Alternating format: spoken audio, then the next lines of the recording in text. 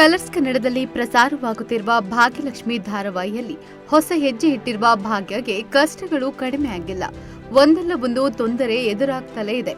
ಸದ್ಯ ತನ್ನ ಕುಟುಂಬದಿಂದ ಆಗಿರುವ ತಪ್ಪುಗಳನ್ನೆಲ್ಲ ಸರಿ ಮಾಡಲು ಹೊರಟಿದ್ದಾಳೆ. ಒಂದು ಕಡೆ ತಾನು ಅನುಭವಿಸಿದ ಕಷ್ಟವನ್ನ ತಾಂಡವಕ್ಕೆ ರಿಟರ್ನ್ ಕೊಡ್ತಿದ್ರೆ, ಮತ್ತೊಂದೆಡೆ ಮಕ್ಕಳ ಜೀವನವನ್ನ ಸರಿಪಡಿಸಲು ಭಾಗ್ಯ ಕಷ್ಟಪಡ್ತಾ ಇದ್ದಾಳೆ. ಕಾಲೇಜಿನಿಂದ ಸಸ್ಪೆಂಡ್ ಆಗಿರುವ ಮಗಳು ತಾನ್ವಿಯನ್ನ ಹೇಗಾದ್ರೂ ಮಾಡಿ ಪುನಃ ಕಾಲೇಜಿಗೆ ಸೇರಿಸಬೇಕು ಎಂದು ಕಷ್ಟಪಡ್ತಾ ಇದ್ದಾಳೆ. ಇದಕ್ಕಾಗಿ ಭಾಗ್ಯ ತಾಂಡವ್ನನ್ನು ಕಾಲೇಜಿಗೆ ಹೋಗಿ ಮಾತನಾಡೋಣ ಎಂದು ಕರೆದುಕೊಂಡು ಹೋಗಿದ್ದಾಳೆ. ಆರಂಭದಲ್ಲಿ ಇದಕ್ಕೆ ತಾಂಡವ್ ಒಪ್ಪಿರಲಿಲ್ಲ. ನಾನು ಎಲ್ಲೂ ಹೋಗಲ್ಲ, ನಾನು ಎಲ್ಲಿಗೂ ಬರಲ್ಲ ಎಂದು ಹೇಳಿದ್ದಾನೆ. ಬಳಿಕ ನಾವಿಬ್ರು ಹೋಗ್ಲೇಬೇಕು ಎಂದು ಭಾಗ್ಯ ಎಳೆದುಕೊಂಡು ಹೋಗಿದ್ದಾಳೆ. ಇವತ್ತು ನಾವು ನಿನ್ನನ್ನು ಕಾಲೇಜಿಗೆ ವಾಪಸ್ ಸೇರಿಸಿಯೇ ಇಲ್ಲಿಂದ ಹೋಗೋದು ಎಂದು ಭಾಗ್ಯ ತನ್ವಿ ಬಳಿ ಹೇಳಿದ್ದಾಳೆ.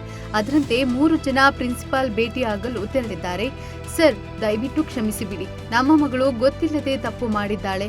ಅವಳ ಪರವಾಗಿ ನಾವಿಬ್ರು ಕ್ಷಮೆ ಕೇಳ್ತೇವೆ ಎಂದು ಭಾಗ್ಯ ಪ್ರಿನ್ಸಿಪಾಲ್ ಬಳಿ ಹೇಳಿದ್ದಾಳೆ. ಸುಮ್ಮನೆ ಕೂತಿದ್ದ ತಾಂಡವ್ ಬಳಿಯೂ ಕ್ಷಮೆ ಕೇಳಲು ಹೇಳ್ತಾಳೆ. ಆದ್ರೆ ತಾಂಡವ್ ಕಾಟಾಚಾರಕ್ಕೆ ಸಾರಿ ಎಂದು ಹೇಳ್ತಾನೆ. ನೀವು ತನ್ವಿ ಅವರ ಫಾದರ ಎಂದು ಪ್ರಿನ್ಸಿಪಲ್ ತಾಂಡವ್ ಬಳಿ ಕೇಳ್ತಾರೆ. ಬಳಿಕ ನೀವಾದ್ರೂ ನಿಮ್ಮ ಮಗಳಿಗೆ ಯಾವ ರೀತಿ ಇರಬೇಕು, ಯಾವ ರೀತಿ ಇರಬಾರದು ಎಂದು ಹೇಳೋಕೆ ಆಗಲ್ವಾ ಎಂದಿದ್ದಾರೆ.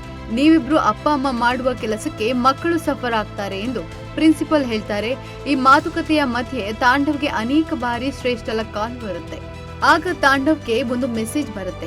ಇದು ನಿನ್ಗೆ ನನ್ನ ಕಡೆಯಿಂದ ಬರೋ ಕೊನೆ ಮೆಸೇಜ್. ಇವತ್ತು ನಾನು ನಿನ್ನ ಹೆಸರು ಬರೆದಿಟ್ಟು ಸೂಸೈಡ್ ಮಾಡ್ಕೊಳ್ತಾ ಇದ್ದೇನೆ ಎಂದು ಶ್ರೇಷ್ಠ ಮೆಸೇಜ್ ಕಳಿಸ್ತಾಳೆ. ಇದರಿಂದ ಗಾಬರಿಗೊಂಡ ತಾಂಡವ್ ಪ್ರಿನ್ಸಿಪಲ್ ಚೇಂಬರ್ ನಿಂದ ಶ್ರೇಷ್ಠ ಮನೆಗೆ ಹೋಗ್ತಾನೆ. ದಾರಿಯಲ್ಲಿ ಹೋಗುತ್ತಿರುವಾಗ ಮತ್ತೊಂದು ಮೆಸೇಜ್ ಬರುತ್ತೆ. ಸೂಸೈಡ್ ಮಾಡ್ಕೊಳ್ತಾ ಇದ್ದೇನೆ, ಇದಕ್ಕೆಲ್ಲ ಕಾರಣ ನೀನೇ, ಇಂತಿ ಶ್ರೇಷ್ಠ ಎಂಬ ಸಂದೇಶ ಇರುತ್ತೆ. ಆತ ಶ್ರೇಷ್ಠ ಆತ್ಮಹತ್ಯೆ ಮಾಡಿಕೊಳ್ಳಲು ಬಿಲ್ಡಿಂಗ್ ಮೇಲೆ ನಿಂತಿದ್ದಾಳೆ. ಸದ್ಯ ತಾಂಡವ್ ಬಂದು ಶ್ರೇಷ್ಠಳನ್ನ ಕಾಪಾಡ್ತಾನೆ ಎಂಬುದು ಮುಂದಿನ ಸಂಚಿಕೆಯಲ್ಲಿ ನೋಡ್ಬೇಕಿದೆ.